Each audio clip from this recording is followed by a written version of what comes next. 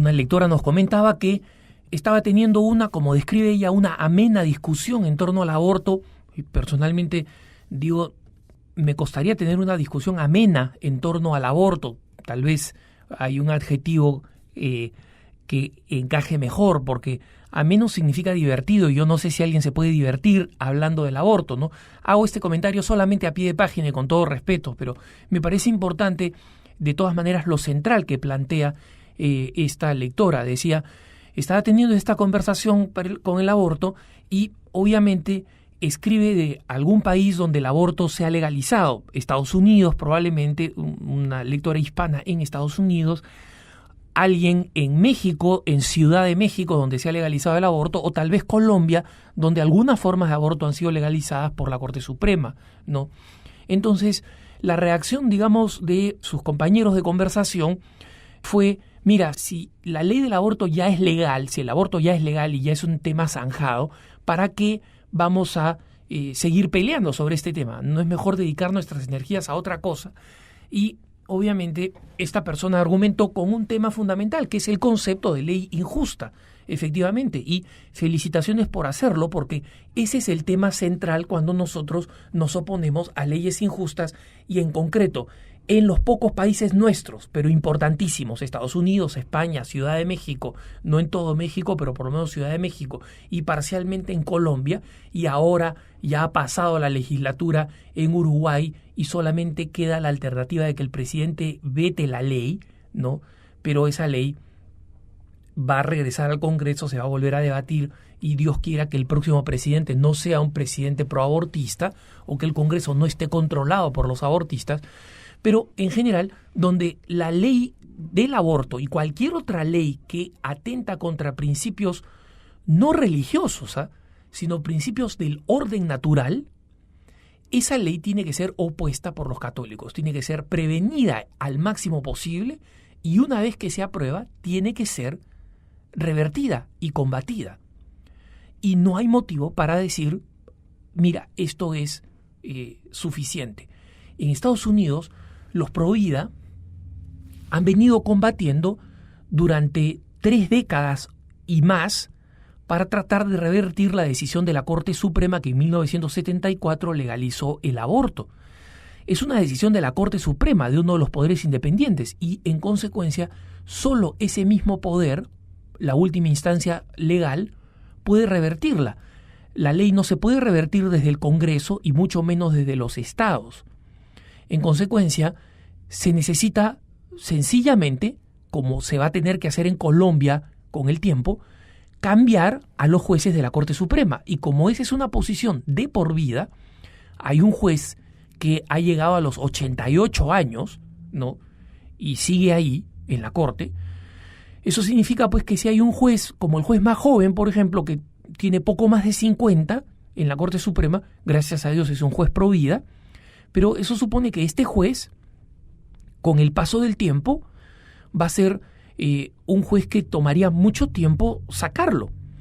Entonces, algunos políticos en Estados Unidos han argumentado que los católicos, después de todos estos años, ya se tienen que dar por vencidos y que es mejor dedicarse a otras formas de limitar el aborto, ¿no? Que la ley ya siga y bueno, hay que crear circunstancias que sean menos favorables al aborto, combatir la pobreza, etcétera, etcétera. Lo cual es un absurdo, porque efectivamente la mayoría de abortos registrados son de mujeres pobres, pero son abortos registrados porque estos abortos se producen en hospitales públicos que llevan las cuentas. Las mujeres que tienen dinero van a clínicas privadas donde no se llevan las cuentas. Entonces, es absurdo decir que o pretender que el aborto es un tema de pobreza. No, el aborto es un tema moral, es una decisión moral errada, grave. Y en consecuencia, los católicos se tienen que oponer a esa decisión porque va en contra del orden natural. ¿Cuánto va en contra del orden natural? Un ejemplo muy sencillo.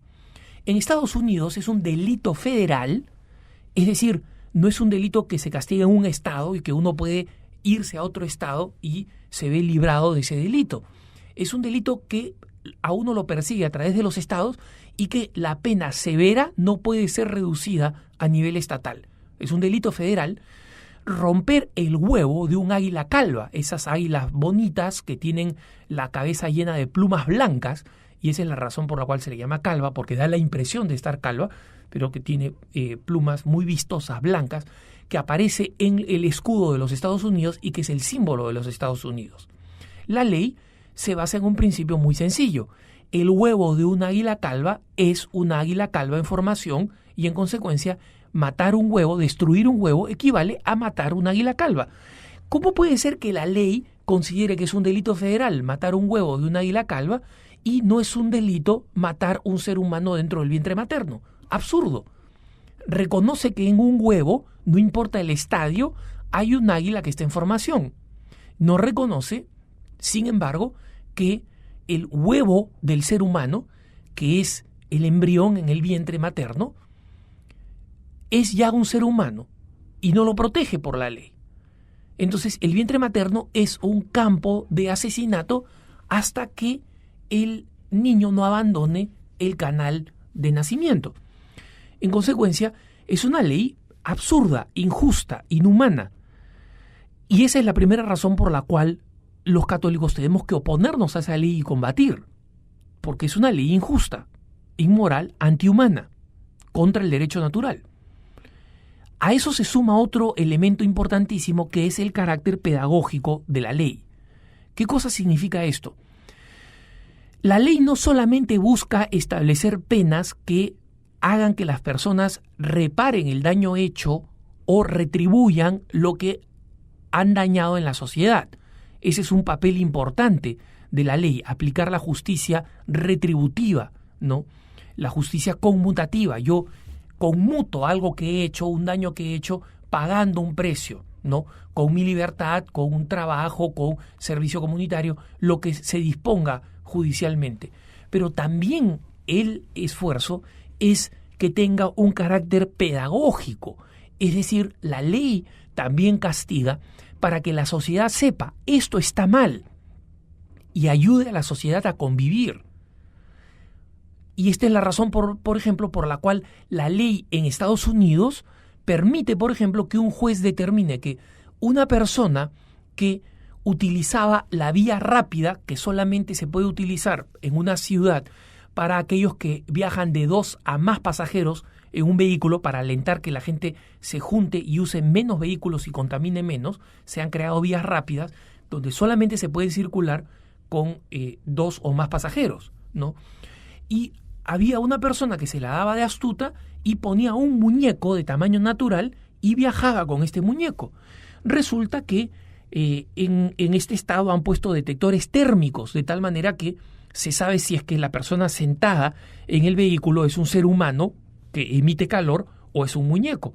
Y a la persona finalmente la paró la policía viendo que esta persona cotidianamente, todos los días se engañaba utilizando esta vía rápida, y el juez decretó que esta persona tenía que estar todas las mañanas en el ingreso de la vía rápida con un muñeco y un letrero que decía: la vía rápida no es para tontos, haciendo un juego de palabras porque tonto y muñeco son la misma palabra en inglés, ¿no?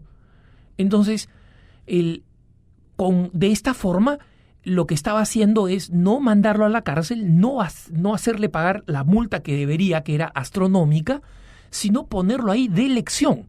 La ley tiene ese carácter, el carácter de ser pedagógico.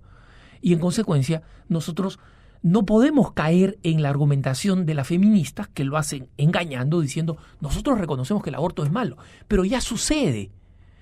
Entonces tenemos que legalizarlo para que no se dé en condiciones infrahumanas.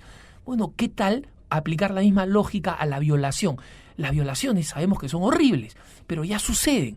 Entonces hay que normarlas, ¿no? Hagamos una ley según la cual, bueno, se puede, pues, en determinadas circunstancias violar a una mujer siempre y cuando no se le pegue, no se le maltraten. Sería abominable. Nadie aceptaría una ley de esa naturaleza. Bueno, ¿por qué aceptarla con otra abominación como es el aborto, ¿no? Entonces, los católicos tenemos la responsabilidad moral por el bien de nuestra sociedad. No es una responsabilidad estrictamente religiosa, es moral, es política, es social, de impedir que se aprueben leyes injustas como la ley del aborto y otras, y revertir aquellas que ya existen. Que tengas un buen día.